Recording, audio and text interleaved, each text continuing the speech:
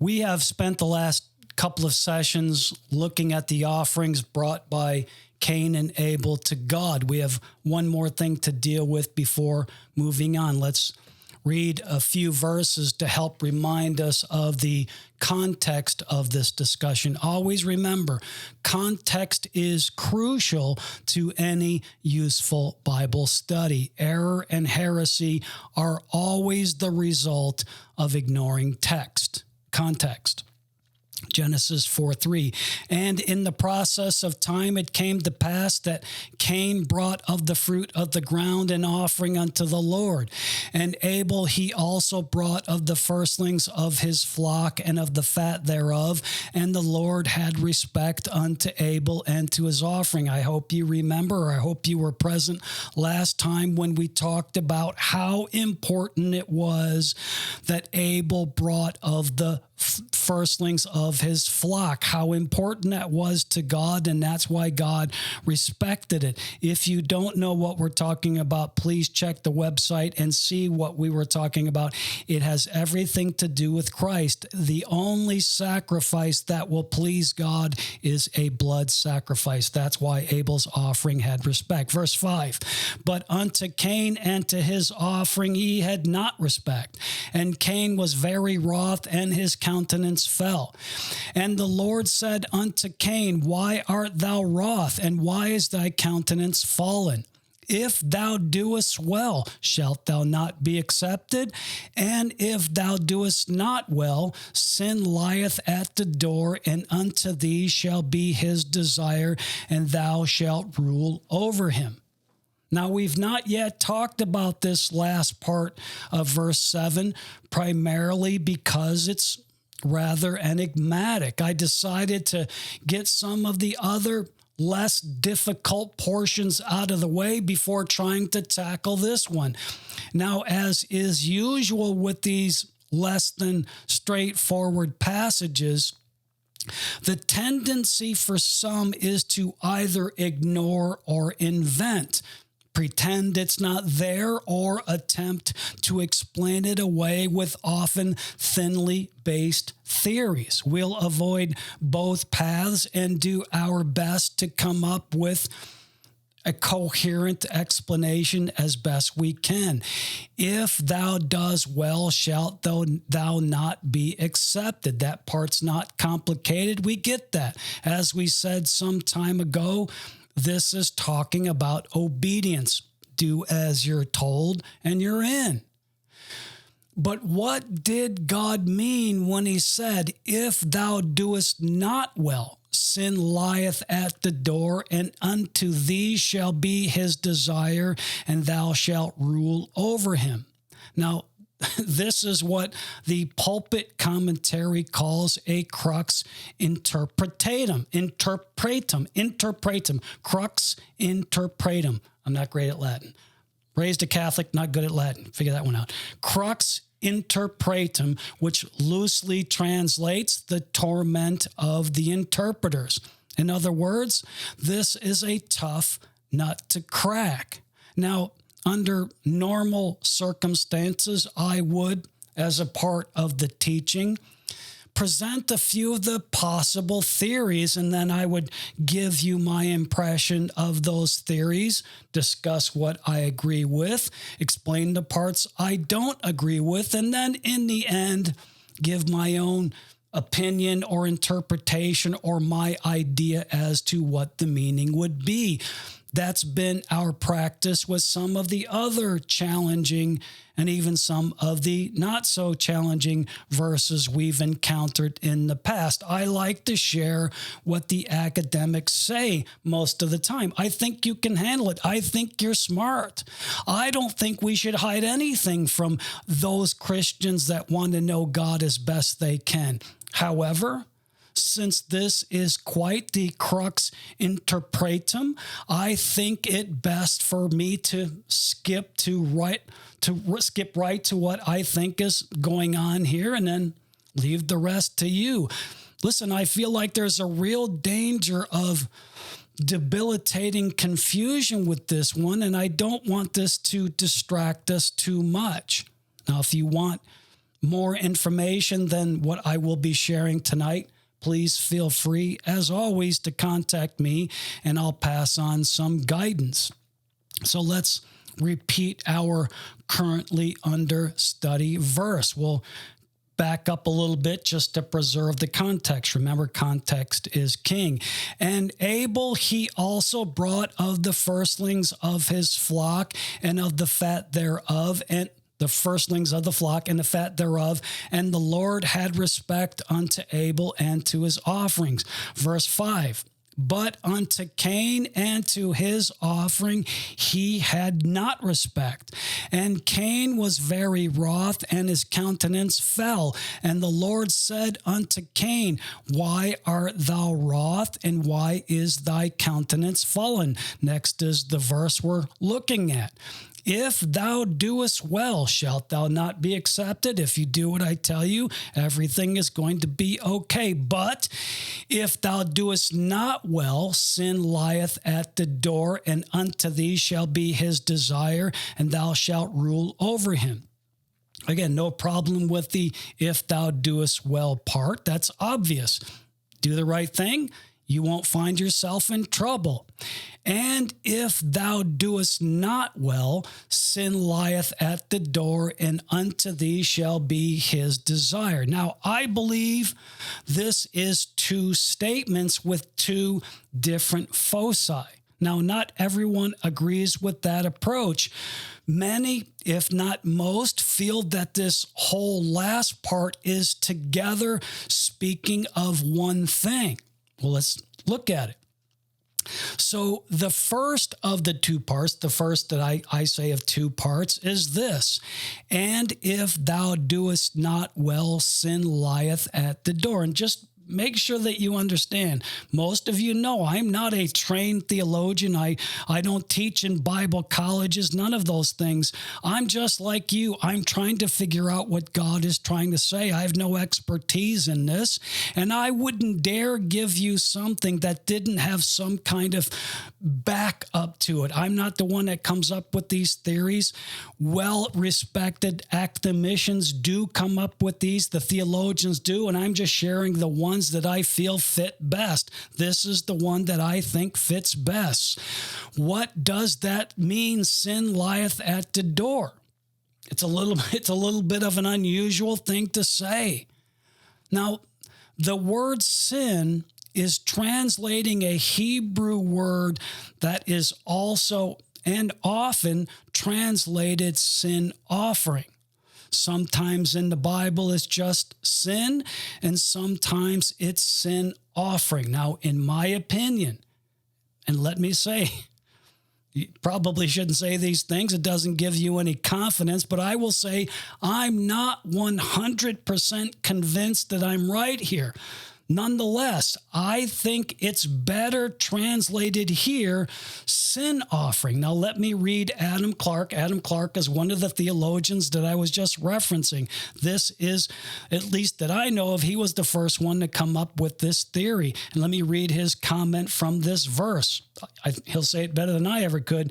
Quote, Cain's fault now was his not bringing a sin offering when his brother brought one. Now, if you stop and think about what happened in that verse, that makes sense. Abel's sin offering, the bloody offering God had respect for. Whatever Cain brought, it was not a sin offering because there was no blood. So this makes sense. This idea of Cain not bringing a sin offering, these weren't just offerings, these were sin offerings. So let me start over again. Cain's fault now was his not bringing a sin offering when his brother brought one, and his neglect and contempt caused his other offering to be rejected. However, now listen, this is the important part. God now graciously informs him that though he had miscarried, though he made a mistake, though he didn't do what he was supposed to do, his case was not yet desperate, as the means of faith from the promise, etc., were in his power, and a victim proper for a sin offering was lying, robets, I'm still quoting Adam Clark, robet's a word used to express the lying down of a quadruped lying at the door of his fold. Now, this last part may not be very clear, but it is crucial to your understanding. Let me try to explain. Clark says that the word that gets translated into the English word lying, it's lieth in the King James. The word is lying in modern English. The Hebrew word behind the English word lying is rabats or rabets. And rabats is referring to a very, very specific type of lying. Now, this is a crucial clue. Rabats is the lying down of a four-legged animal. Clark called it a quadruped. Let's keep it simple, and we'll stick with four-legged animal. But this isn't just lying down. This is the way the Hebrew word is structured. This is lying down with the legs folded.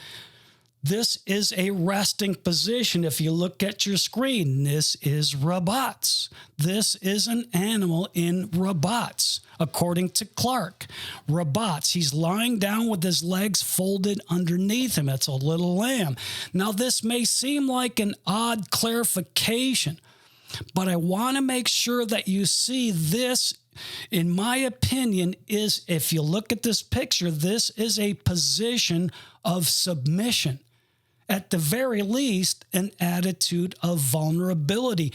God had arranged, according to Adam Clark, and I agree, God had arranged for a sin offering to be right outside the door, lying just like this for Cain.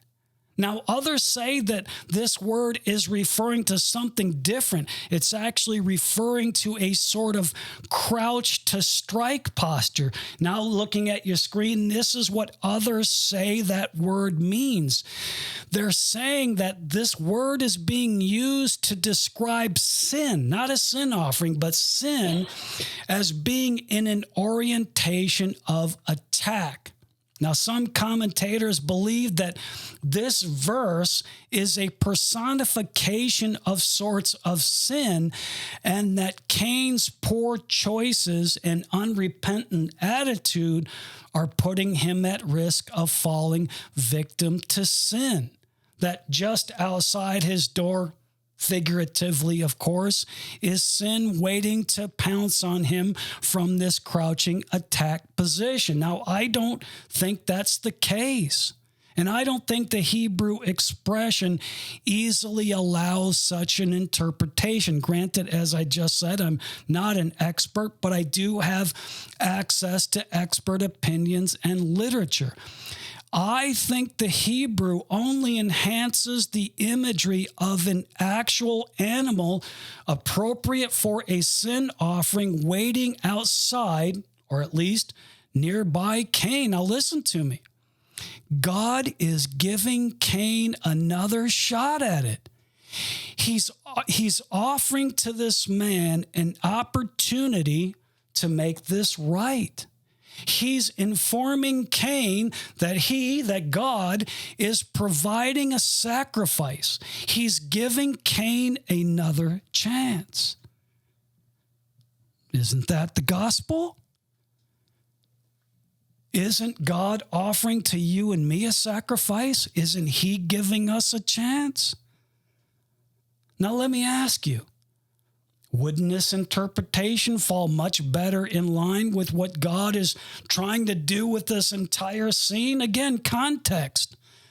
God is trying to teach us that a bloody sacrifice is needed and that he is willing to provide that bloody sacrifice for all of us, even those of us who keep getting in the way of his plan of redemption. If that's true for us, why not for Cain? I think this is one of the most important lessons here. God is being merciful to Cain. He's offering a solution to Cain's failure. Through this, God is showing his willingness to help us get our worship right. So to sum up my opinion, when God told Cain, if thou doest not well, sin lieth at the door. Sin offering lies at the door. There's a sin offering for you right outside the door. When God said that to Cain, he was offering this wayward son of Adam a do-over. Now, don't think I'm being disrespectful for saying it that way. I'm doing my best to get you to relate to a very difficult passage. God is encouraging Cain to not sulk in the embarrassment of his failure. He is instead demonstrating what Cain has done wrong and how it can be corrected. There's an animal literally lying right outside the door, an animal that will be an adequate sacrifice. Why would God do that? He's got a story to tell. Cain messed up the story. God wants him to get it right. Grab the offering, offer it, and like your brother Cain, you will be accepted. Now, as I said, this theory is not without its problems. To include, we don't know if Cain ever took God up on the offer. Did Cain actually do the sacrifice? Did Cain take God's option of getting it right? We don't know. And that seems like a big omission. At least in my mind, that seems a difficult thing to put together. But God doesn't have to tell us everything. We've already said that. Many things God has left out. Maybe what God wanted us to know is that regardless of whether or not we take him up on his offer of reconciliation and redemption, he's still offering it. Maybe he's telling us not everyone is going to take the offer. Don't know. But I do think this works best. You know why? Because it's the simplest. Most of the other theories contain highly symbolic imagery and references. Now, I'm not saying God doesn't do that. Of course he does. We've talked about that sort of thing here before. But for me, I always prefer to start my consideration of difficult passages by not considering them difficult if I can, by pondering or pursuing solutions that are plain and straightforward if possible. Listen, God is not in the business of presenting dazzling and creative concepts. When he needs to, it appears he will. But I believe he would prefer to lead us to truth by the path of least resistance. All right, so that's the first part of that section of Genesis 4:7. Let's read the whole thing one more time. And the Lord said unto Cain, why art thou wroth, and why is thy countenance fallen? If thou doest well, shalt thou not be accepted? And if thou doest not well, sin lieth, sin offering lieth at the door, and unto thee shall be his desire, and thou shalt rule over him. Now, for this very last part of verse 7, it doesn't seem like it ever gets any better. And unto thee shall be his desire, and thou shalt rule over him. This portion of the verse is also difficult. Now, it has a smaller, but not much smaller amount of disagreement as to its meaning. Like before, I'm just going to give you my thoughts so we can move on. No time to go into any other possibilities because, again, I don't want to introduce too much confusion. These very old events are often very tough to break down. And unto thee shall be his desire, and thou shalt rule over him. Now, one thing to remember about these early humans, and you have to put flesh and blood on all of these Bible stories. You can't just think of them as novels or short stories or entertainment. These are real people. These are real stories. And you have to put, as I said, flesh and blood on them. And you have to realize that these early humans, they were limited in their experience and exposure. Cain most likely knew he made a mistake with his offering, and he knew that God was not one to allow such things to go unaddressed. We know Cain must have known that about God. So because of that, he was concerned. Cain was concerned. And one of the things that concerned him, believe it or not, was his position in the family. It's apparent even from the beginning that families operated under the customs of primogeniture. Now, I'm not going to go into any detail here. It's not a very well-received custom, so I'm not going to attempt to defend it or support it either way, but I will give a very brief description so that we can apply it to our current discussion. As it relates to this case, primogeniture is defined by Webster's as meaning, and listen to this, an exclusive right of inheritance belonging to the eldest son. Certainly the nation of Israel had this custom. The eldest son always received the greatest inheritance all the way through. We're going to see that as we go through the Bible. It appears that that also applied all the way back to the family of Adam and Eve. The firstborn son was given special advantages over all of the other children. Although, as we said some time back, there is pretty strong evidence that Cain and Abel were twins, but the Bible does tell us that Cain was born first. Though he may have been born only seconds before Abel, he, by virtue of the birth order, remember birth order is very important to God. By virtue of the birth order, Cain was the eldest son and was entitled to all the benefits of being benefits of primogeniture, most likely then in force, from what we can tell. Now, we don't know precisely what advantages or benefits that this status afforded Cain, but we can assume from this verse that they were preferable to whatever any of the others were to receive. Well, it's therefore arguable that Cain felt that due to his improper handling of the offering, that this status was in jeopardy. And because of that, because God knew Cain was concerned, you get the idea that God still loved Cain. We're going to talk about that in the coming weeks. God was still loving and tender towards Cain. He loved all of his people. He still does.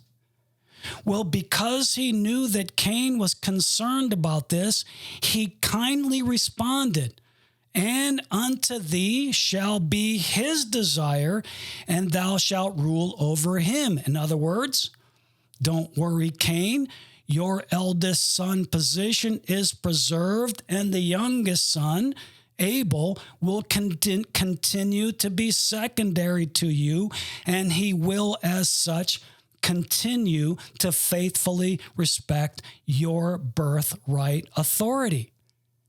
Okay? Now let me reread the whole verse as a way to pull all of this together. If thou doest well, shalt thou not be accepted? And if thou doest not well, if you make a mistake, there is a sin offering that I am giving to you and is lying at the door. And unto thee shall be his desire. Who? Abel. Abel will still desire to be your inferior, and thou shalt have rule over him, over Abel. Now I'm going to repeat what I said earlier. I'm not terribly confident in these interpretations of what's going on here. I'm telling you, Genesis 4:7 is easily the most complicated verse we've come across. And we've come across some complicated verses. I'm pretty sure this was the most difficult.